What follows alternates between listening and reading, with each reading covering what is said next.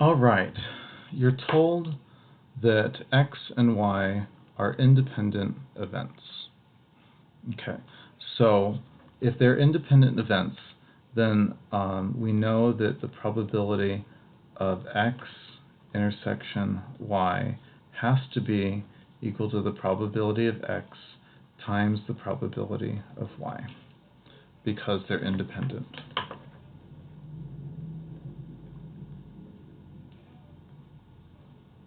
Okay, so we know the probability of X is 0.5. We know the probability of Y is 0.7. And whenever you see both X and Y, this means intersection. Okay, and whenever they say X or Y, that means union. Okay, neither X nor Y is going to be the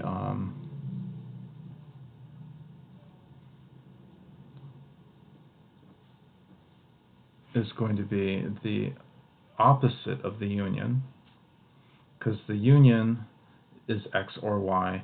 Neither X nor Y is going to be everything that's not in the union, like in this example here. You may want to hit pause for a second. Okay. X but not Y. We'll come back to that one in a minute. And X given that Y occurs. We'll go back to that in a minute. So let's do A. So for A, probability of X intersection Y is equal to 0.5 times 0.7, and that's equal to 0.35. And that is our intersection. Okay, that's the answer for A.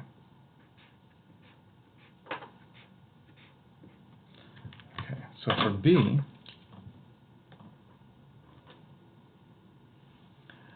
we want to find the union. So to find the union, I'm going to use the law of probability.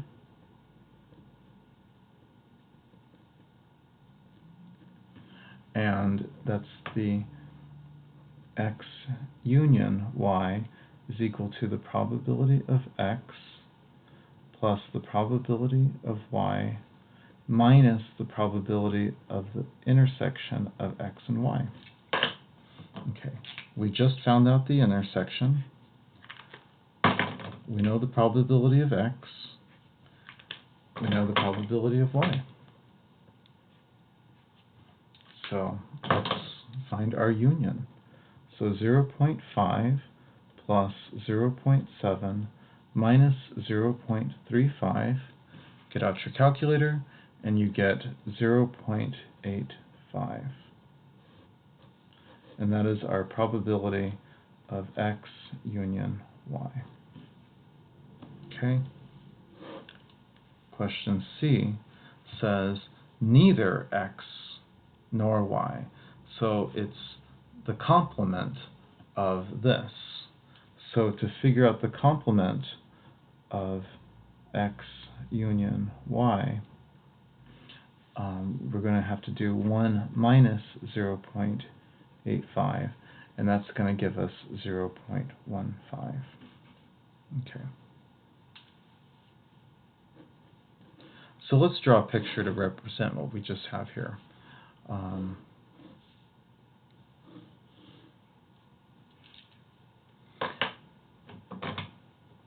Okay.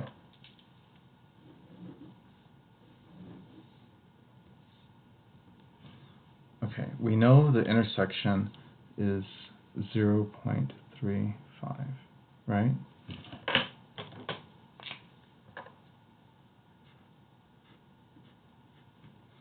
Okay, we know to be in circle X is 0.5. So this here has to be 0.15 because this left region plus the orange region has to add up to 0.5. Now, we know that being inside this whole circle is 0.7. So if this is 0.5, if I do 0.7 minus 0.5, I'm going to get 0.35. Because 0.35 plus 0.35 is going to give me 0.7. And if I add these three together, you should get 0.85. So if I do 1 minus that, I should have 0.15, which is what we just calculated right here. So this region out here is 0.15. You may want to hit pause, think about this for a second. So this pink region is neither x nor y. Okay, question D. What is the probability of x but not y?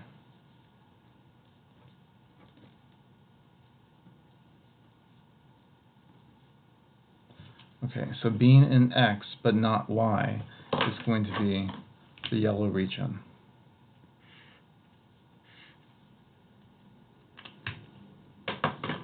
So then this yellow region is 0.15, right? Another way to think of it is probability of x is 0.5. The probability of this orange region is 0.35, and that's going to equal to 0.15, right? Because the whole yellow region x is this. The overlapping part is this. Subtract the two, and we get the probability of being inside x, but not in y. You might want to hit pause and re-listen if you need to think about it. Okay, question E. X given that y occurs. X given that y occurs. So here's the thing. If they are independent events, then we can say that the probability of x given y is simply equal to the probability of x, because it's independent.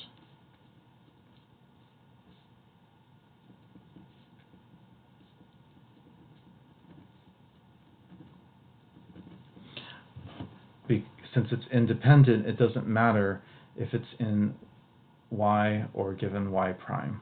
Okay, so we know that px is 0.5, right? So our answer is 0.5. Okay, question 6. Suppose the intersection of A and B is 0.1. Let's draw a picture here.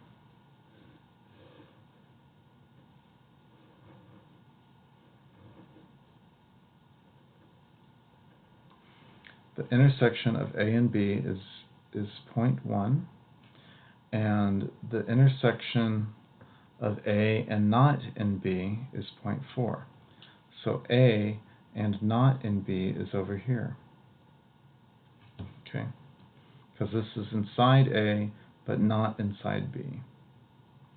Okay, find the probability of A union B prime given that A and B are independent. Okay, so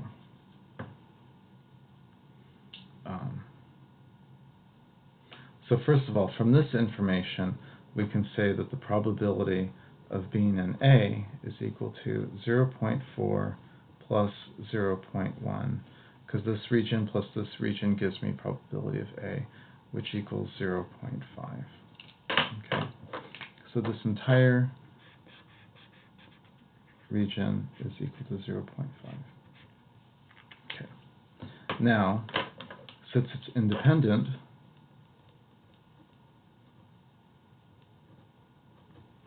we know that the intersection of A and B is equal to the probability of A times the probability of B, right? So,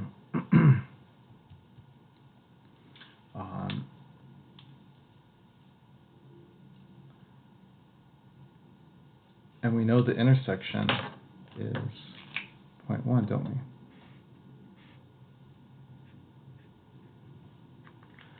So we know the intersection is that. We know the probability of A is 0.5. So now we can find the probability of B.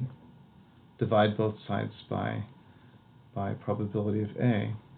We've got the probability of A intersection B divided by the probability of A, and that's going to give me the probability of B. Right? We divide both sides by the probability of A. So let's solve for the probability of B. Equals our intersection, which is 0.1,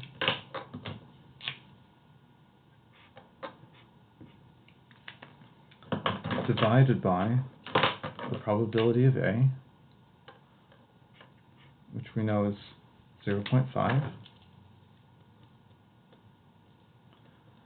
and use your calculator, and you can figure out this is the same thing as 1/5, which is equal to 0.2.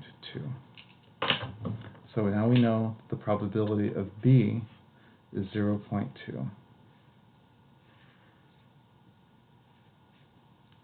Okay, so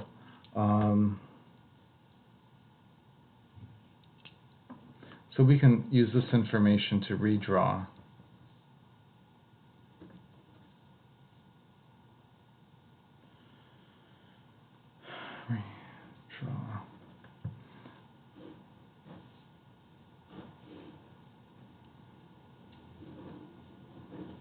we know that's 0.4, this is 0.1.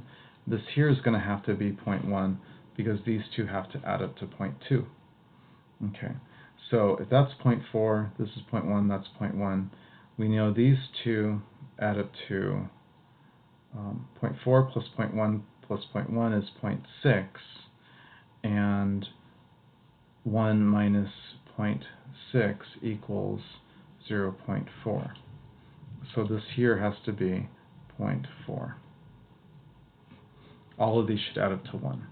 0.4 plus 0.4 plus 0.1 plus 0.1 is going to give me 1. Okay, so now that I've got my Venn diagram completely filled out, we can say, okay, what is the probability of A union B prime? Okay, so A union B prime is equal to, okay, so here's A, right? And B prime, this is union, right? So union B prime is going to be, also include this region here.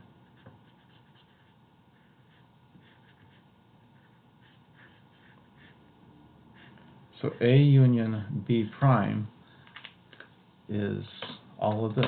So basically it's equal to 0.4 plus 0.1 plus 0.4 is 0.9. You may want to hit pause and think about this. And that's it.